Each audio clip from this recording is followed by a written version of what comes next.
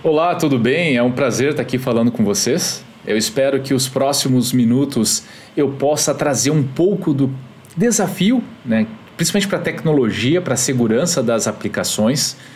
E dentro do conteúdo, dentro daquilo que eu montei para compartilhar com vocês, eu gostaria de enfatizar alguns pontos.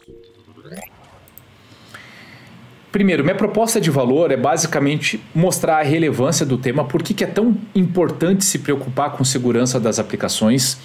Segundo, mostrar as principais ameaças, aquilo que de fato tem acontecido, né? Por que esse tema ele tá tão relevante nos últimos tempos e como endereçar esse desafio.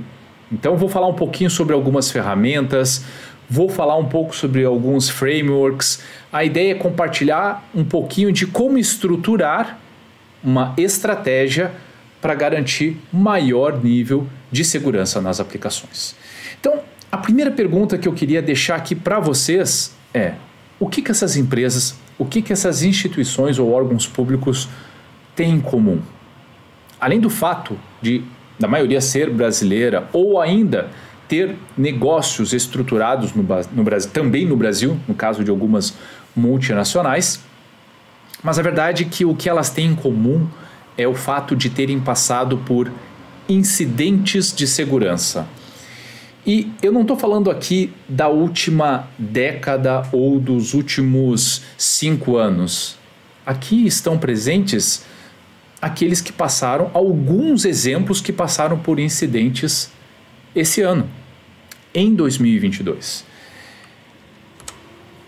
E esses incidentes, obviamente, alguns deles tiveram impactos bastante significativos, né? Prejuízos de milhões de dólares ou prejuízos de milhões de reais.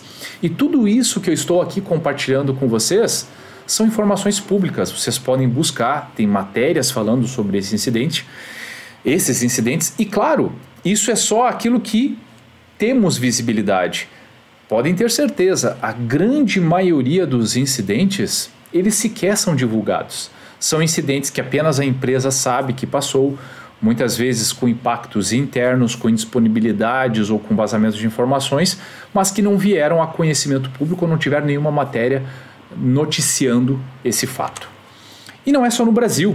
Muitas vezes a gente pode ter a falsa sensação de que, poxa, isso acontece no Brasil porque nós não temos uma cultura que pense em segurança de uma maneira apropriada. Isso é verdade. Sim, isso é verdade. Mas esse é um desafio global. Várias empresas, e aqui nessa lista também só incidentes públicos, em empresas gigantescas, empresas e governos de todos os países estão aqui representados. E obviamente eu tive que sintetizar, a lista era muito mais extensa do que isso, só dos incidentes que foram divulgados. Vejam alguns impactos, né? Países atingidos com serviços que são importantes, declarando inclusive estado de emergência. É um desafio global. Todos estão passando e tendo que repensar como tratar o assunto de segurança, como expor serviços, como superar todos esses incidentes e tudo que tem acontecido no mercado. O Fórum Econômico Mundial vê cyber como risco elevado. Até alguns anos atrás, isso não aparecia na lista dos principais riscos. E a gente muitas vezes é levado a acreditar que a gente está falando só de risco material, risco financeiro. Isso não é verdade. Hospitais, mais de 50% dos dispositivos de OT estão vulneráveis. E aqui a gente está falando de vidas. Pessoas que podem ter problemas sérios ou até vir a falecer por conta de um cyberataque, por conta da ausência de bons controles de segurança que consigam garantir o uso desses dispositivos e de serviços de uma maneira segura.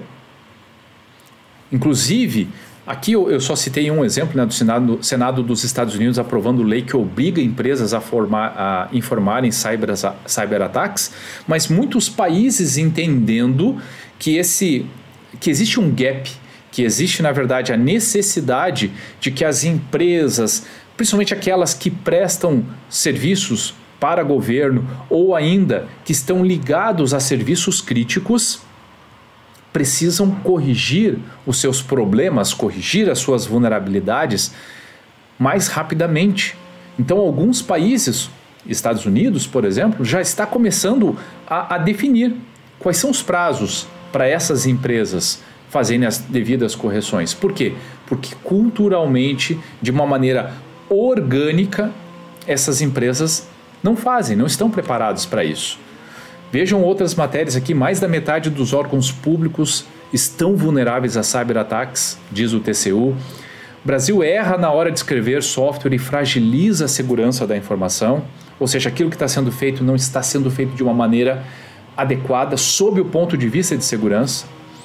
Ataques a repositórios open source sobem 700% em 3 anos, e eu já vou falar porque isso tem acontecido. E o Brasil sofre aumento de 37% em ataques cibernéticos no terceiro trimestre de 2022. Isso são matérias recentes, todas essas matérias aqui deste mês. Então percebam, o desafio ele é gigantesco, mas por que isso aconteceu? Por que estamos ouvindo tanto falar sobre esses incidentes agora?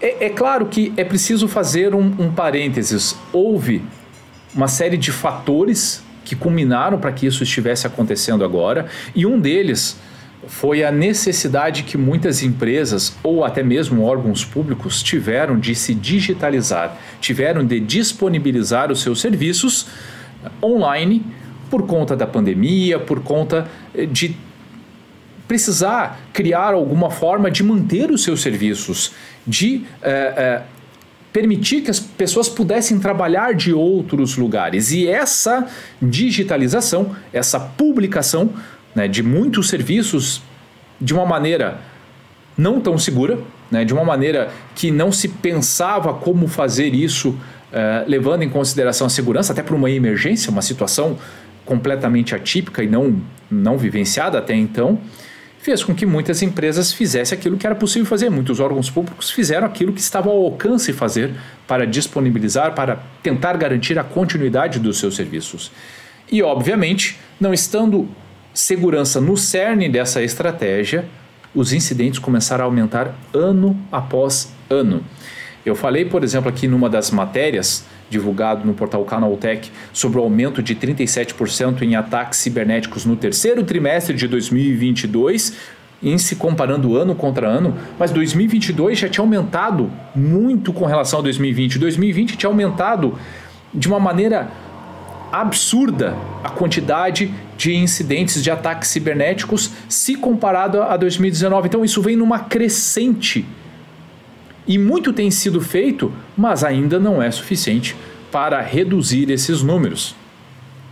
Então, e como isso tem acontecido? Eu sei que a resposta que vocês estão procurando é por quê? Por quê? Eu falei um pouco da pandemia, mas tem outros motivos. Antes de explicar o porquê, é importante que a gente consiga se contextualizar no como. Que ataques são esses? O que tem tirado o sono das empresas, dos órgãos públicos, de países? Basicamente, pessoal, são esses 3 ataques. Primeiro, ataques de ransomware. O que é o ataque de ransomware? Ataque de ransomware é quando criminosos conseguem ter acesso a dados, a serviços, e a partir dos acessos que eles conseguem, eles primeiro exfiltram esses dados, ou seja, eles pegam dados sensíveis e enviam para repositórios onde eles têm acesso a qualquer tempo. E segundo, eles criptografam esses dados de forma a indisponibilizar serviços, indisponibilizar informações que são essenciais para a continuidade dos negócios. E a partir desses 2 elementos, eles acabam extorquindo as empresas. Então eles pedem resgate, né, um valor geralmente muito alto, para compartilhar a chave de criptografia e com isso a empresa ter condição de voltar a ter aqueles dados disponíveis e, portanto, o seu serviço também. Óbvio que não existe nenhuma garantia que a chave vai funcionar, que de fato todos os dados serão descriptografados, etc. Mas essa é uma primeira abordagem. A segunda abordagem que esses criminosos utilizam é de extorsão para não vazamento de informações sensíveis. Vocês bem sabem, muitos dados hoje são protegidos por lei ou ainda protegidos por órgãos regulamentares e não é interesse de nenhuma empresa ter sua marca associada a vazamento e exposição de dados das pessoas, de seus clientes. Então, eles acabam também se utilizando de extorsão, extorquindo as empresas para obter lucro. Um segundo tipo de ataque que tem acontecido recorrentemente e aumentou absurdamente, principalmente nos últimos 2 anos, são os ataques de negação de serviços distribuídos, ou o famoso DDoS. E no que consiste? Um conjunto de máquinas infectadas acabam direcionando para um alvo específico uma série de requisições de forma que o alvo, a vítima, não tenha condições de processar todas as requisições que estão recebendo. E isso traz lentidão e muitas vezes indisponibilidade dos serviços. E por que os criminosos fazem isso? Muitas vezes para extorquir. Então eles geram um ataque e ameaçam a empresa. Olha, se você não me pagar até tal horário ou tal data, um valor que eles colocam lá, geralmente muito alto, haverá um novo ataque e dessa vez por maior tempo, trazendo uma indisponibilidade maior. E isso, obviamente, pode trazer grandes prejuízos para as empresas que acabam, por vezes, cedendo a esses criminosos e pagando aquilo que eles estão pedindo, sem nenhuma garantia de que no curto prazo de tempo não vão sofrer uma nova abordagem como essa. Então, esse é um ataque que tem acontecido muito. Aliás, no último ano foram registrados os maiores ataques de negação de serviço distribuído. E olha que o 5G está só engatinhando, né? Isso tende ainda a piorar um pouquinho. E por último, sim, o velho e conhecido ataque de phishing, que é um ataque que utiliza engenharia social, onde o criminoso tenta enganar a vítima, né, passando algum assunto que é de interesse, ou ainda com falsas promoções, dando um senso de urgência, enganando a pessoa para que ela clique num link e acabe infectando a sua máquina, e com isso ela tem um malware que pode ser utilizado para ataque de negação de serviço distribuído, ou que pode conceder um acesso remoto àquele equipamento, ou ainda que possa vazar informações presentes naquele dispositivo infectado. Então, tudo isso são coisas que podem acontecer. O phishing geralmente é o início de muitos outros ataques, e ele não é novo. Esse é um ataque muito antigo, mas que infelizmente continua fazendo muitas vítimas ainda nos dias de hoje. Agora sim, por que isso tem acontecido? Então, eu falei um pouquinho sobre a questão da pandemia e a publicação acelerada de sistemas em nuvem sem adequado planejamento de segurança. Esse é um fator bastante importante e que, obviamente, acabou dando aos criminosos a oportunidade de lucrarem muito e de terem muito sucesso com vários ataques, como aqueles que eu citei na tela anterior. Grande exposição de vulnerabilidades nas aplicações. Então, está claro, e isso é um dos pontos cernes aqui dessa palestra, que a exposição de aplicações que não estejam com adequado nível de segurança pode trazer uma série de prejuízos. E isso tem acontecido o tempo todo. Infraestruturas de rede com baixa resiliência, ou seja, capacidade de lidar com o aumento de volume de requisições, né, com ferramentas que protejam antes da chegada às aplicações. Então isso tem, obviamente, facilitado a vida dos criminosos. Fragilidade nos sistemas de controle de acessos. Então ainda hoje muitos sistemas não utilizam múltiplo fator de autenticação. Muitos usuários acabam utilizando senhas fracas ou repetindo senhas. E se uma senha repetida for comprometida num determinado lugar, onde ela estiver sendo utilizada ou reutilizada, o problema também poderá acontecer, principalmente daqueles serviços que são publicados na internet. Então aqui o desafio ele é gigantesco e baixo conhecimento das pessoas com relação a hábitos seguros, tanto na criação e configuração dos ambientes, quanto no desenvolvimento das aplicações, quanto na utilização dos serviços no dia a dia. Eu falei agora há pouco sobre senha, e isso está muitas vezes na mão dos usuários. Então, fazendo aqui o que a gente chama em segurança de análise de causa raiz, se os times de segurança montarem estratégias a fim de implementar controles para endereçar esses pontos, necessariamente os incidentes, ou pelo menos o volume, com certeza vai diminuir e o nível de segurança vai aumentar nas instituições públicas e também nas empresas privadas.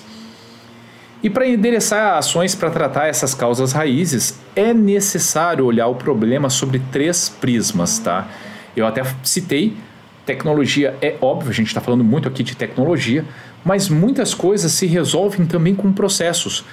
Então, inserindo outros grupos, inserindo segurança na criação das coisas, definindo etapas, testes, enfim, eu quero falar um pouco sobre isso ao longo da palestra e, como eu disse, pessoas. Porque se não houver um trabalho de conscientização para que as pessoas façam aquilo que precisa ser feito, mas de uma maneira segura, levando em consideração essas abordagens, obviamente que os problemas continuarão acontecendo. Então, antes de entrar, principalmente em segurança das aplicações, é importante que a gente fale sobre vulnerabilidades. Me parece, eu tenho certeza que vocês ouvindo isso, vocês dizem, mas eu sei o que é uma vulnerabilidade, já ouvi sobre isso, é uma fraqueza, é uma falha de segurança? Exatamente. Tudo isso é válido, são sinônimos, né? Então, é uma fraqueza basicamente que reduz a garantia da informação de um sistema. Então, entenda que se eu tenho fragilidades, incidentes podem acontecer. E isso é um problema, porque só ter vulnerabilidade não necessariamente representa um problema, mas ele vai ser um desafio quando 3 fatores se unirem. Primeiro é a existência de uma vulnerabilidade, né, de uma brecha ou falha em sistema, ela precisa existir. Segundo, possibilidade de acesso à falha, ou seja, se uma falha existir, mas ninguém conseguir explorar, ninguém conseguir chegar até essa vulnerabilidade, logo, ela não chega a ser um problema, não vai ser um desafio. A vulnerabilidade não sendo explorada, porque ela não existe um acesso a ela acaba não trazendo riscos relevantes. E, além da possibilidade de acesso, alguém que consiga explorar essa falha. Então, existem alguns exemplos que vocês podem até pensar, tá, mas quando eu falo agente com capacidade é sempre uma pessoa? Não necessariamente. Pode ser um malware. Imagine, por exemplo, uma máquina infectada dentro de uma rede, podendo proliferar aquele malware para outras máquinas, outras redes, outros serviços. Muitas vezes é isso que acontece. Então, esse agente ele pode ser, obviamente, um mecanismo tecnológico, pode ser um malware, como pode ser uma pessoa mal intencionada que, com conhecimento e ferramental, pode explorar uma fragilidade. Quando esses 3 fatores eles existem, a área de segurança e as empresas têm um desafio. Então, é preciso entender que vulnerabilidade, ela, em algumas literaturas, ela também pode ser conhecida como superfície de ataque. E quando acontece a exploração, gera uma violação de segurança que, obviamente, vocês vão ouvir no mercado como incidente de segurança ou um cyber incidente, cyber ataque, enfim, né? Todos são sinônimos para dizer que uma vulnerabilidade ela foi explorada e a partir disso gerou algum impacto. Corrigir vulnerabilidades é um desafio? É um desafio gigantesco. Vejam essa matéria divulgada aqui há poucos meses, né? Governo dos Estados Unidos alerta para a falha do Windows que existe há 2 anos.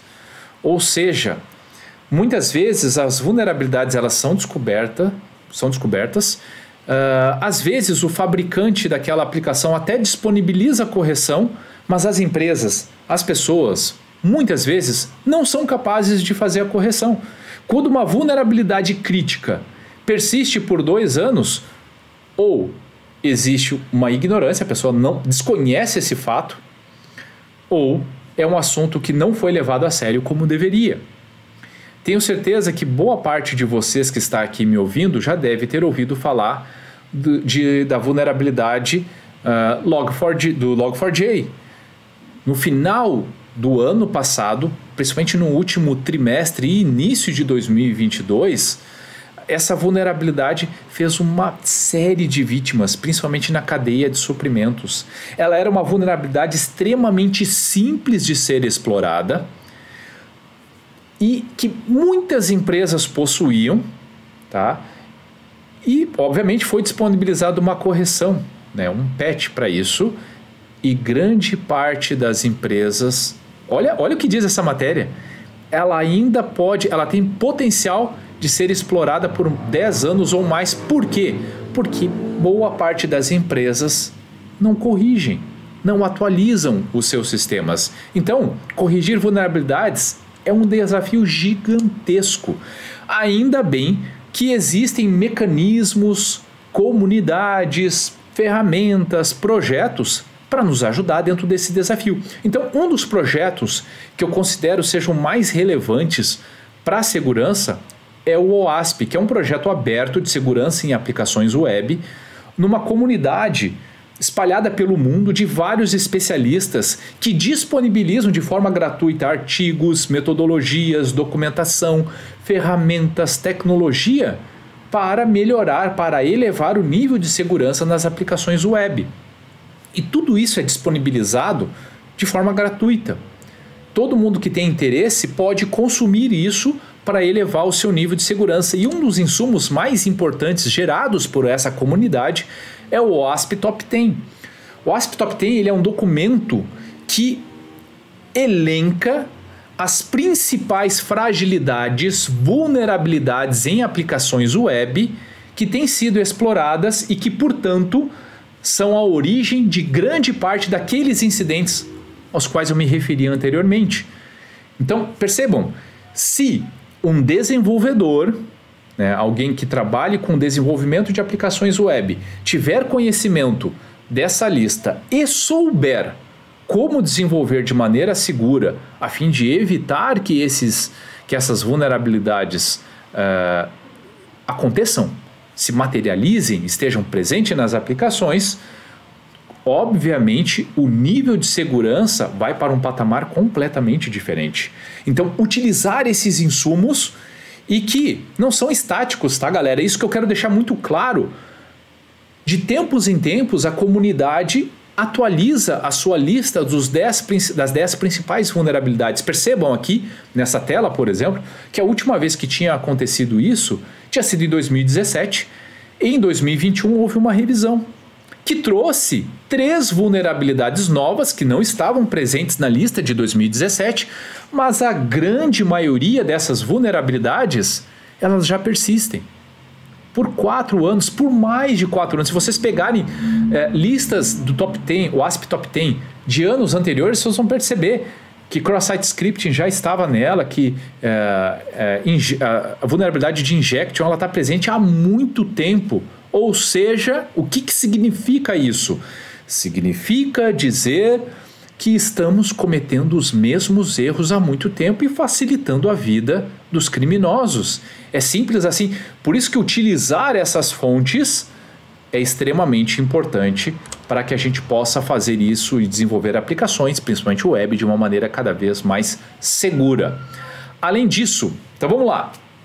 Eu falei que trazer esse conhecimento para os desenvolvedores é importante, mas só acreditar que o conhecimento salva ou será suficiente pode ser um grande erro. É preciso que exista uma etapa antes de se colocar as aplicações no ar de testes de segurança. E eu queria chamar a atenção para 4 testes. Os 2 primeiros são testes diretamente no código. O primeiro, SAST, ou teste de segurança estático nas aplicações, ele verifica basicamente o código-fonte para checar se existe alguma vulnerabilidade. Essa aqui é uma análise de dentro para fora, ou seja, eu permito que ele enxergue o meu código e a partir desse momento ele consiga me apontar, olha, aqui tem uma falha, corrija esse item, melhore a forma com que o código está escrito para que essa aplicação não suba com vulnerabilidade. Além disso, tem o teste de SCA, análise de SCA, que basicamente são testes de segurança em bibliotecas públicas, open source. Uma coisa que eu falo muito em segurança e vale para muitas áreas de tecnologia, a gente não precisa inventar a roda já foi inventada. Então, a comunidade muitas vezes acaba compartilhando bibliotecas, códigos que endereçam parte do desafio das empresas. Então, é óbvio que as empresas e órgãos públicos muitas vezes terão interesse em utilizar uma parte dessas bibliotecas, uma parte desses códigos para disponibilizar os seus serviços. Só que, muitas vezes, esses códigos que são disponibilizados publicamente têm vulnerabilidades e vulnerabilidades bastante importantes que precisam ser endereçadas. Então, uma forma é testando essas bibliotecas antes de utilizar ela nos serviços em produção. E ela também executa varreduras no código. Então, esses dois aqui, eles basicamente analisam os serviços de dentro para fora. E as análises de fora para dentro, ou seja, daquilo que, uma vez que a aplicação esteja disponível, mesmo que no ambiente de homologação ou staging, como queiram chamar, ambiente de testes, é possível testar não só a aplicação, mas seus componentes. E o teste dinâmico de segurança das aplicações, ele permite exatamente simular um atacante. Então existe uma série de ferramentas no mercado hoje para testar, para simular a ação de um cybercriminoso, de alguém mal intencionado. E a partir disso ele pode encontrar vulnerabilidades de SQL injection, de cross-site scripting, etc. Inclusive nas interdependências. Então, esse é um teste extremamente interessante e muitas vezes automatizado a partir de ferramentas. De uma maneira complementar, porque aqui nenhum desses testes que eu estou apresentando para vocês, ele é excludente. Ou seja, eu executo SAST e não preciso executar SCA. Eu executo DAST e não preciso fazer um pentest ou penetration testing. Todos eles são complementares. O pentest basicamente acontece, ou ele é realizado por pessoas, por empresas que, claro, vão também utilizar ferramentas para análise, para identificar algumas vulnerabilidades, pegar um pouco mais de informações, mas ele também tem uma parte que é muito manual, que vai da inteligência da pessoa, do conhecimento, em tentar explorar algumas vulnerabilidades que não são tão simples de serem identificadas. Muitas vezes, a partir da comunicação entre microserviços, enfim, coisas que não são simples de serem pegas com ferramentas automatizadas, mas que com bom conhecimento elas podem aparecer. E claro, no pentest existem diferentes tipos aqui, eu estou tratando esse assunto de uma maneira muito macro, mas existe pentest white box, gray box e black box. O black box é quando, exatamente como a expressão que a gente conhece, a caixa preta, não se passa maiores informações. Testa, eu tenho um serviço aqui e me diz aquilo que você consegue, a partir das tuas ferramentas e do teu conhecimento, obter de acesso, ou ainda causar que tipo de dano você conseguiria causar à minha aplicação. O Gray Box, eu já começo a passar um pouco mais de informações. Às vezes, eu consigo até passar alguma credencial, justamente para dar um pouco mais de insumos e fazer um teste mais rápido e direcionado. E existe ainda o White Box, que aí sim eu compartilho a minha estrutura, a arquitetura da aplicação, como ela funciona, as interdependências, do credencial de acesso, justamente para que ele possa, de uma maneira muito clara e tendo na frente dele todo o desenho da aplicação e encontrar algumas fragilidades. E isso ser positivo para que eu possa implementar melhorias ou na minha arquitetura, ou na minha aplicação, onde quer que seja.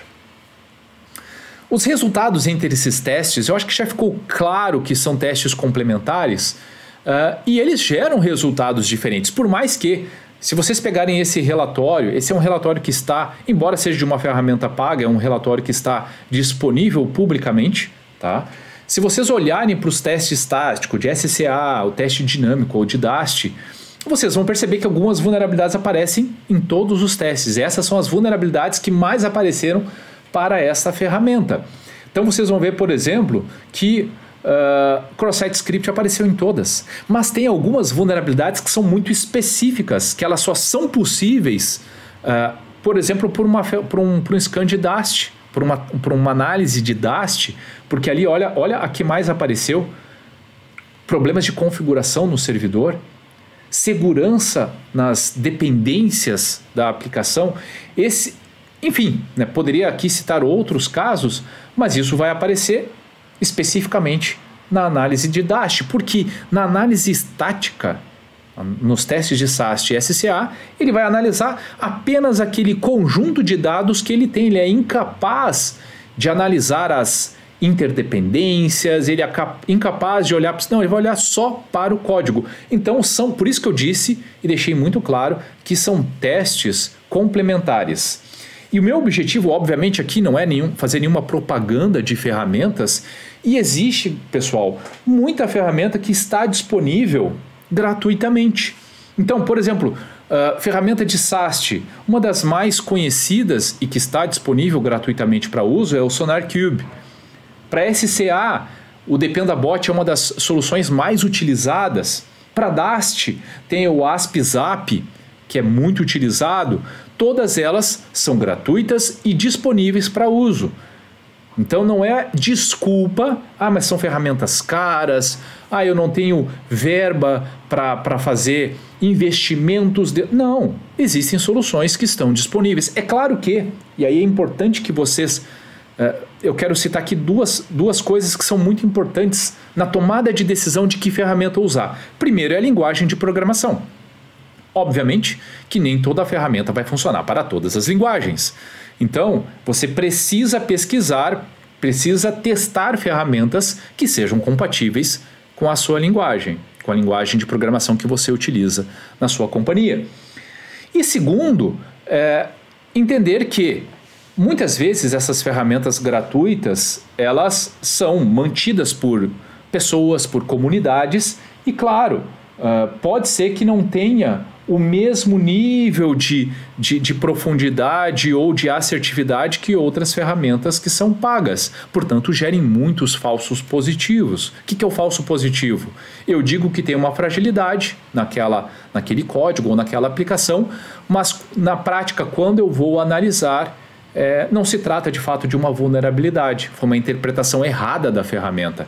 Então, esses são pontos que devem ser levados em consideração para a tomada de decisão. E como implementar o Security by Design, ou seja, pensar em segurança desde o início na concepção de aplicações, de produtos, de serviços.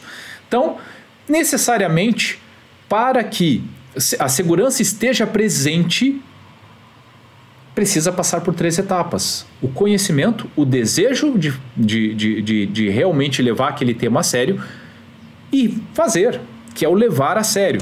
Então, o que seria o conhecimento? Primeiro, conhecer os riscos que envolvem manter aplicações inseguras, né? E vocês hoje, obviamente, têm isso muito claro, seja a partir dos conteúdos que eu disponibilizei, das manchetes que eu mostrei, das empresas que foram atingidas, seja porque vocês já têm um conhecimento prévio e sabem que é importante pensar em segurança desde o começo. Ter o conhecimento, os desenvolvedores precisam conhecer como desenvolver de maneira segura.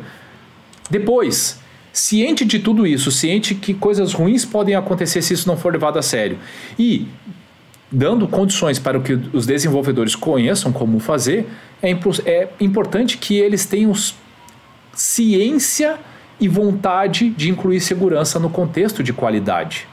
Porque muitas vezes quando a gente fala em qualidade, parece que a gente está falando só de negócio, garantir que a aplicação responda adequadamente aos desejos do negócio e como o serviço deve ser disponibilizado, o que é esperado dele. Isso sim é verdade, mas segurança precisa estar nesse contexto, porque se os serviços e as aplicações tiverem vulnerabilidades, amanhã depois elas podem trazer sérias dores de cabeça para as empresas ou para os órgãos públicos.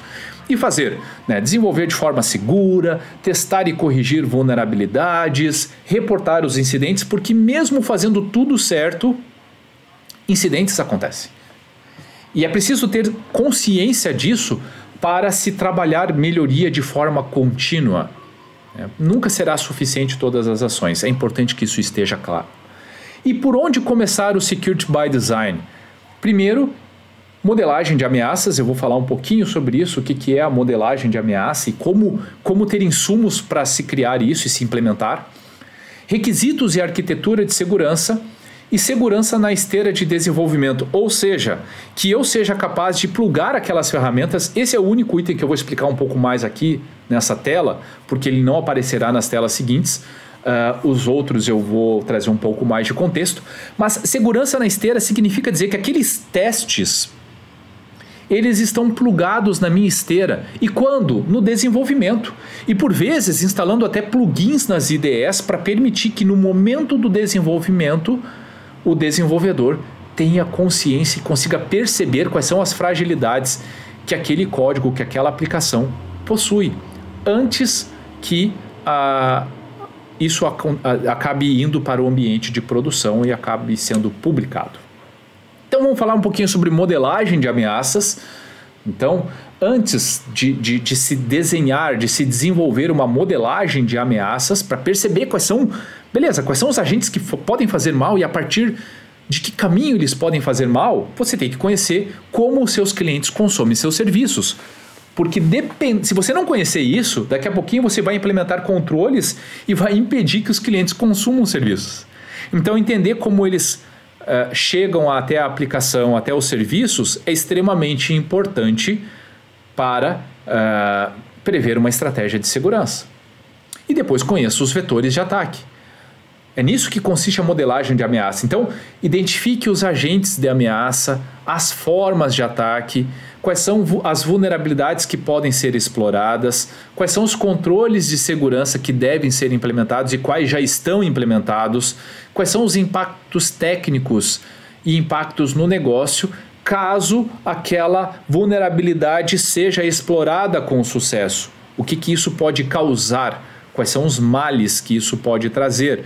Então, essa figura basicamente ilustra um pouco disso, mas a gente pode, e aqui eu vou só citar um exemplo muito breve, imaginem, por exemplo, um criminoso tentando acessar uma aplicação web e para isso ele vai fazer tentativas de acesso a partir de brute force, ou seja, ele vai pegar alguns usuários que ele tem conhecimento ou que ele não tem conhecimento, ele vai testar isso livremente.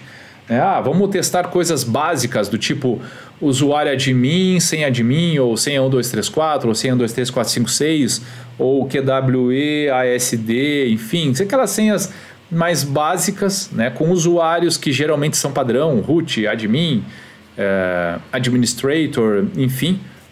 Então ele faz essas tentativas ou ele tem alguma informação do tipo, esses usuários eu sei que eles estão presentes, eles consomem esse serviço, porque ele tem essa informação previamente, e ele tenta a partir disso quebrar a senha de acesso para que ele conheça e tenha acesso à aplicação e os dados em que aquele usuário possui acesso. E a partir disso ele começa a se movimentar lateralmente, começa a perceber novas vulnerabilidades, começa a tentar ganhar privilégios, começa a tentar chegar dentro da rede, em outros serviços, etc. Então, conhecer esse caminho, como é que ele faz o brute force? A partir do que já me permite criar controles de segurança que estejam presentes antes da aplicação, como um WAF, por exemplo, Web Application Firewall, como um IDS IPS para perceber e proteger contra alguns tipos de ataque, e segurança na minha aplicação, para que eu crie mecanismos que identifiquem esse tipo de situação e que sejam capazes de conter, de não permitir que ele faça isso livremente e de forma não percebida. Então, percebam, né, que é importante entender quais são os tipos de ataques, como eles acontecem, né, para pensar em controles. Então, modelagem de ameaça é algo extremamente importante. Ah, mas eu não tenho ideia de como começar, quais são os agentes de ameaça e as formas de ataque. Existe, pessoal, muito material, inclusive gratuito na internet. Se vocês fizerem uma busca por introdução à modelagem de ameaças da Microsoft ou Microsoft Learn, vocês vão encontrar um passo a passo, um questionário de como se chegar à modelagem de ameaças para o seu ambiente, para o seu contexto.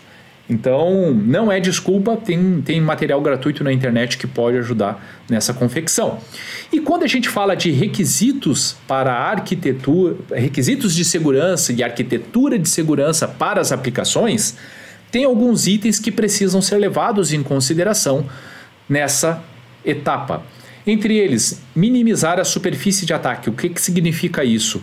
Eu consigo, a partir de determinados controles, como eu citei anteriormente, né, na tela anterior, não permitir que seja simples explorar uma vulnerabilidade. Eu coloco algumas ferramentas como o AF, como o IPS, antes da aplicação, para que ele olhe quais são os IPs que ele conhece, que são IPs considerados maliciosos, que geralmente são utilizados para ataque. Ataques de negação de serviço distribuído, ele consegue muitas vezes perceber e consegue bloquear antes que ele chegue na aplicação. Eu consigo, a partir do meu firewall, definir quais são as portas, os serviços que são acessíveis. E com isso tudo, eu diminuo a superfície de ataque, ou seja, a possibilidade de que uma vulnerabilidade seja acessível. Então isso é bastante importante dentro da estratégia.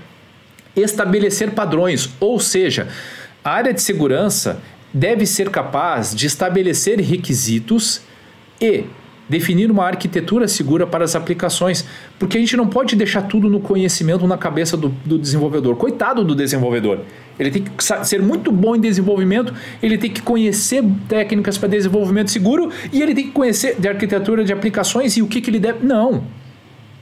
Gere esses insumos, estabeleçam padrões, estabeleça processos que sejam capazes de ser seguidos, né? Não adianta também criar um padrão gigantesco que vai existir só para auditoria, que ninguém vai querer seguir porque ele é complexo, porque ele é extenso ou o que quer que seja. Aquilo que é mais importante deve estar inserido dentro desses padrões para que se eleve o nível de maturidade de segurança.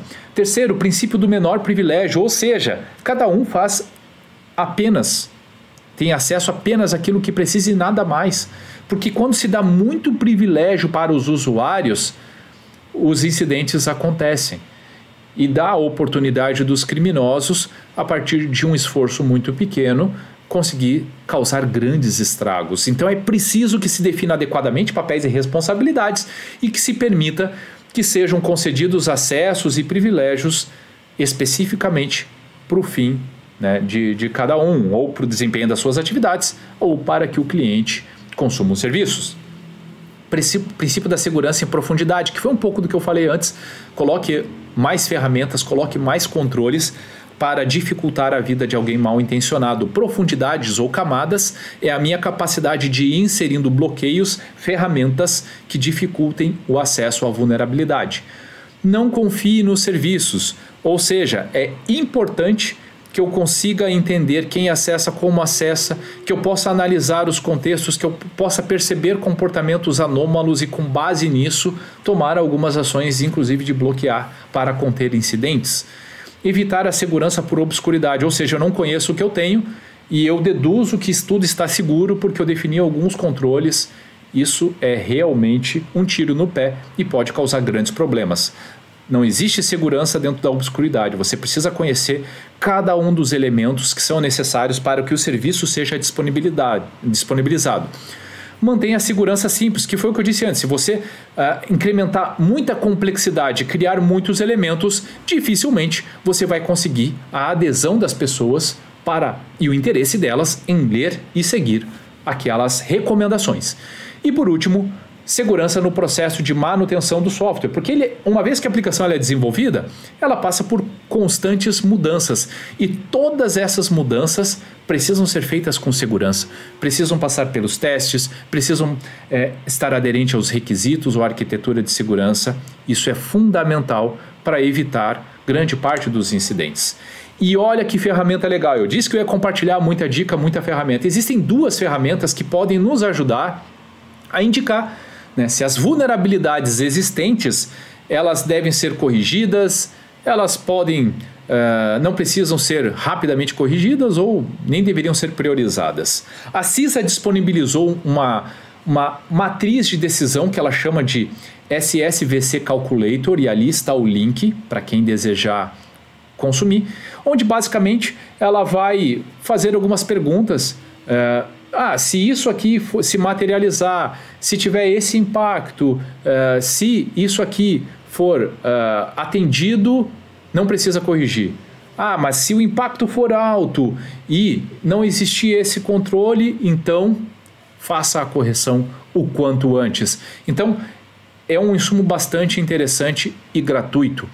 E uma ferramenta que pode ajudar ainda de forma um pouco mais profunda, porque ela traz questionários que podem ser respondidos e que levam em consideração até o impacto, que levam a algumas questões ligadas a se é ou não explorável, é o NIST CVSS V3.1, que é uma calculadora basicamente também de risco, que trata, que diz se aquela vulnerabilidade ela deveria ser corrigida com base no seu contexto. Então, pessoal, essas ferramentas, quem tiver interesse, analise um pouquinho, dê uma olhadinha, elas são muito interessantes e podem ajudar sim a definir se uma vulnerabilidade deve ser corrigida o quanto antes, se ela nem deveria ir para a produção enquanto ela persistir, ou se é algo que pode entrar em alguma sprint futura porque o risco é baixo.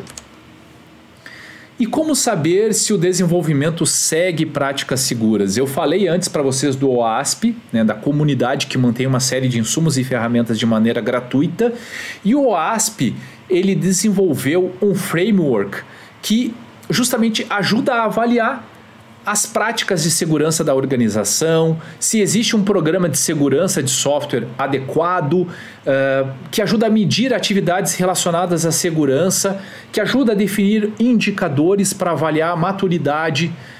E tudo isso também é disponibilizado gratuitamente. E o OASP-SAM, ele é construído para ser evolutivo e orientado para risco. O que significa isso? Gente, ninguém sai do nível de maturidade inicial para o nível de maturidade máximo.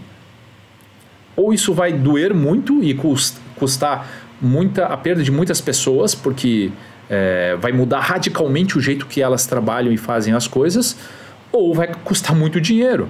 Simples assim. Então, para se dar maturidade, é preciso se avaliar e ir implementando ciclos de melhoria contínua, o PDCA, e ele faz isso a partir de 15 práticas de segurança agrupadas em 5 funções de negócios, que são essas que estão ilustradas na imagem. Então, quem tiver interesse, faça uma busca, tem vasto material que ajuda a fazer essa análise do nível de maturidade de segurança e permite que ajustes sejam realizados para melhorar o nível de maturidade.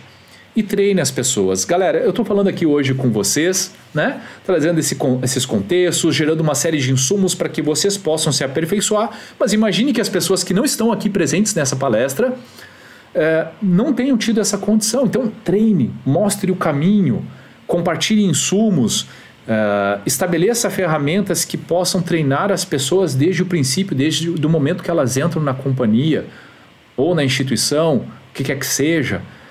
Treinamento nunca tem fim. A verdade de hoje não é a verdade de amanhã. Percebam que as vulnerabilidades elas vão mudando de tempos em tempos, então é preciso constantemente treinar as pessoas para que elas sejam capazes de conhecer e de aprimorar suas técnicas e, portanto, garantir, e esse é o grande objetivo, que as aplicações sejam cada vez mais seguras.